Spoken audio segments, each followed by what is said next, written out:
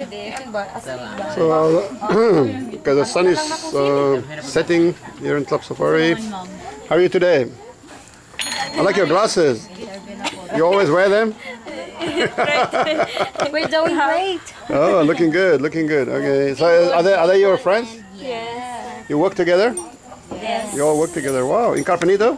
Yeah. Carpenito. Carpenito, nice. What do you teach? What do you teach?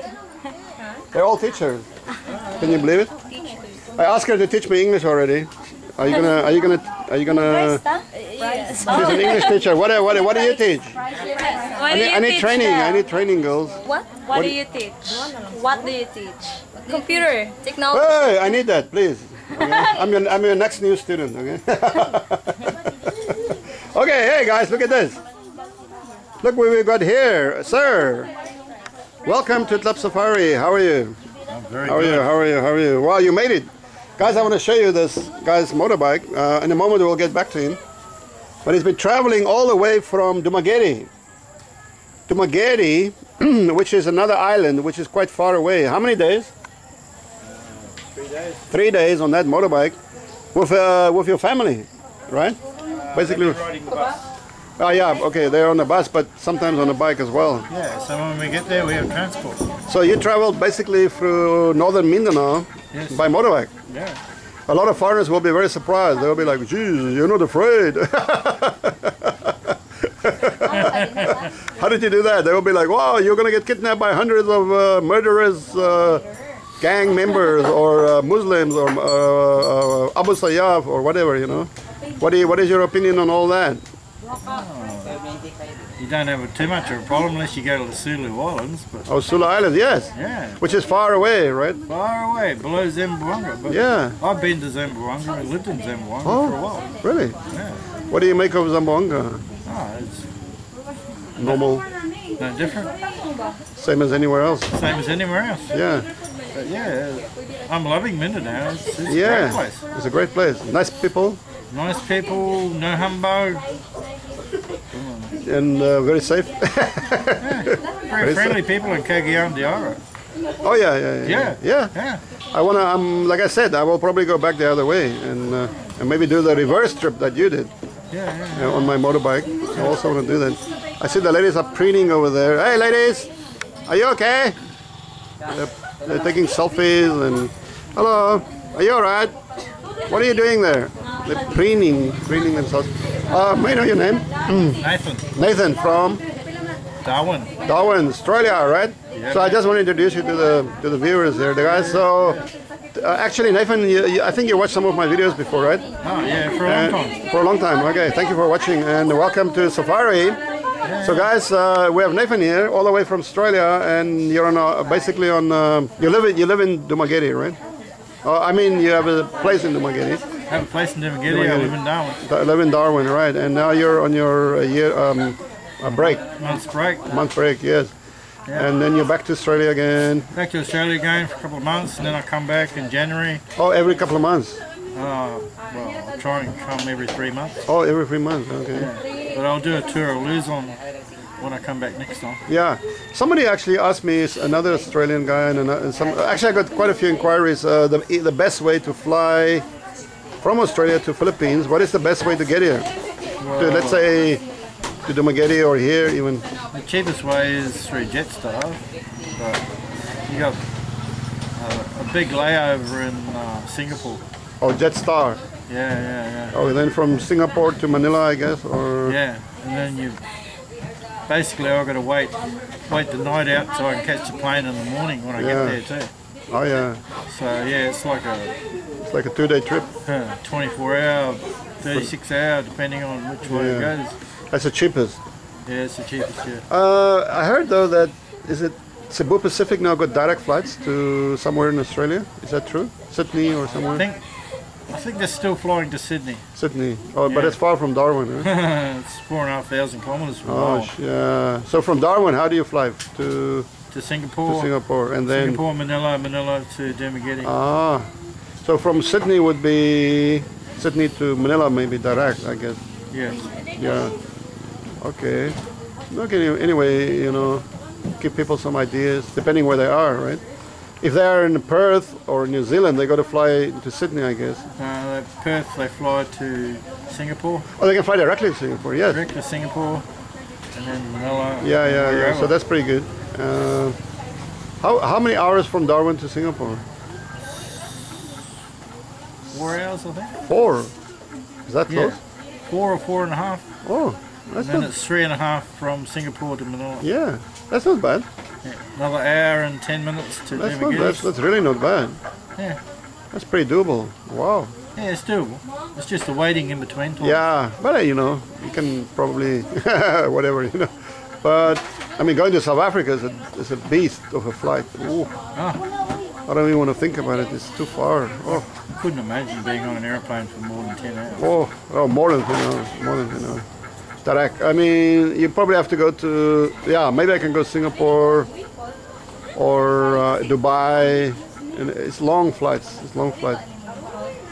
It's very tiring. And nowadays the airlines are kind of weird, you know. Before, I remember years ago I flew Air Malaysia, Hong Kong, Kuala Lumpur, South Africa. Yes. Air Malaysia was used to be really good. I remember taking off from, I think, Kuala Lumpur. I slept the night over. They gave me a nice room, food, all included in the ticket. And in the morning, I caught the morning flight to Joburg. And I remember we were taking off like this. I think I drank too much of that, whatever liquor they had down there, or beer or whatever. And then I had a bit of a hangover. And I as we were still ascending, the really pretty waitresses, by the way, or not waitresses, I suppose, hostesses, you want to call them. She walked past me and I said, "Oh, you know, I don't want to. Sorry for bugging you, you know, while ascending, but I really need a drink right now." And she goes like, she looks at me like, "Okay, what do you want?" You know, and I go like, I was, you know, I didn't. For some reason, I didn't want beer. For some reason, I wanted wine. I don't know why. You know, sometimes you get these crazy ideas. I said, "Oh, a glass of wine, please, a red wine." And she goes like, "Okay." She walked away and she came back with a whole big bottle. She goes like, "I can see you're really thirsty. Go ahead," you know. She was like, "That's the whole bottle there," you know. I'm like, "Oh, okay." Awesome. No, that's my kind of service, you know. Like, awesome, you know, awesome. Yeah. So I remember those days, but then a few years later, I was on, I think it was British Airways. We were flying from Taipei to Hong Kong. It's just a short flight, but still, you want your beer, right? You know, the old airport in Hong Kong, Kai Tak, very shaky landing, you know, because you fly at that big white cross painted on the mountainside, yep. And at the last moment they swerve, they turn right, and it's like the whole thing tilts.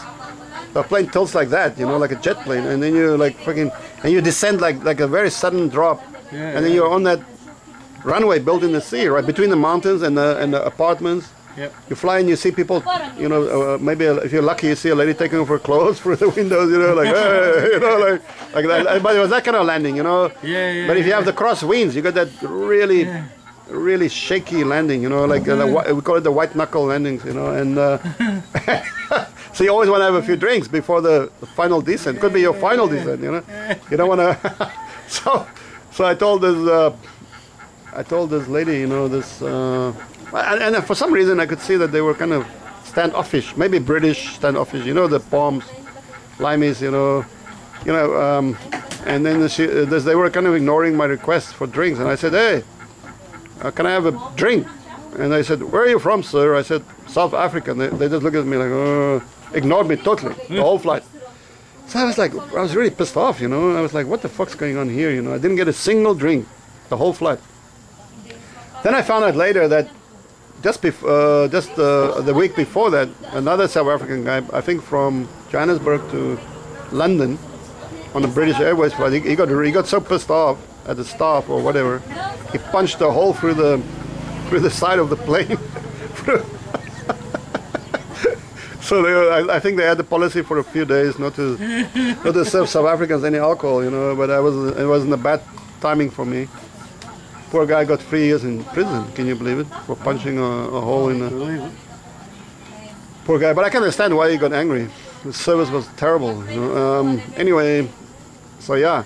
Okay, so here we are in Mindanao. The sun is going down, guys. As you can see here, Everybody is happy. We have cold beers. We have cold beers. Yeah, we have Cheers, cold beers. cheers, cheers. Cheers. We're here with Nathan from Australia, Darwin. Are you born in Darwin? Originally a Kiwi. Seriously? Yeah. Where? Tokoroa. Tokoroa. That doesn't ring a bell to me. Southern Waikato.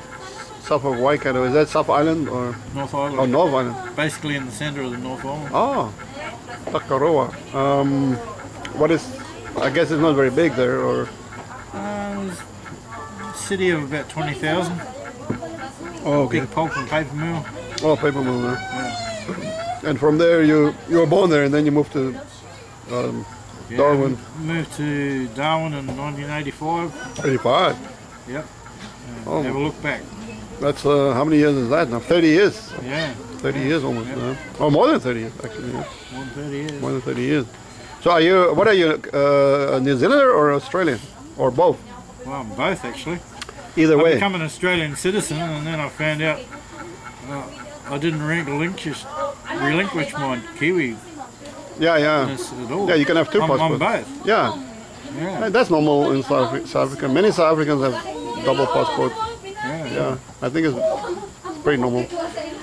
So you, but you would you think of settling back in New Zealand or? Never. Why? Poverty? New Zealand, you mean? Yep. But a lot of Chinese are going in there, and Yeah, it's the back door to Australia. oh, I see what you mean. Oh yeah, it's like Canada. A lot of them go to Canada because they want to get in the U.S., right? That's right. Ah, yeah, clever. Oh, okay, good. Yeah. But, no. Okay. The New Zealand government hasn't done its citizens any favours. Yeah. And it's the same with the Australian government. It's not doing its citizens any favours either. Yeah, I think there's going to be a bit of a crunch coming up, huh? A lot of Aussies complaining bitterly. Yeah, we've been sold out. Yeah. Sold out to China. A couple of guys been calling me and they told me they just want to get the hell out of Australia while they can. You know, they talking into buying or investing. It's a nanny state now. Yeah. It's become so politically incorrect. Correct. It's just It's crazy, huh? sickening. One of my students, a Russian boy from we were in China, and oh shit, are we getting some guests here? What is that about? He told me he went to study in Australia. You know, being a good Russian boy, you know, he's a good vodka drinker. Yes. I think he got arrested 3 times and he lost his license. In the end, he just like fuck this. He gave up in Australia, back to China. Now he owns a big bar in China. Yep. Oh God, wait! I gotta see what's happening here, guys. What's going on? Hey, how are you? How are you? Oh, you guys from Cantilan? Hey, how you doing? Okay. You have 3, right? Yeah. 3 of you. Yeah. Okay. This is I'm Frank. This is Nathan from Australia. Yes, sir. They're from Cantilan Bank. How do you do? They're going to be sharing our space tonight. Welcome to Club Safari, my friend. Thank you. Welcome very much. Okay, guys, welcome. Come in. I hope you're ready to relax and have a beer. So we got more guests coming in. Actually, been quite busy the last few weeks. Quite nice. Okay, well, Nathan, maybe tomorrow we're going to finish our conversation. Yes. I think it's going to get a little bit busy now, and the lights are really low. So we're going to talk more tomorrow, huh? After a few drinks. Well, maybe later tonight after a few drinks. We'll break out the top shelf. The conversation will be flowing much better after a few more drinks. Okay, Cantilan Bank is here. Okay, guys, we're signing off for the moment. Talk to you later, Nathan. Okay.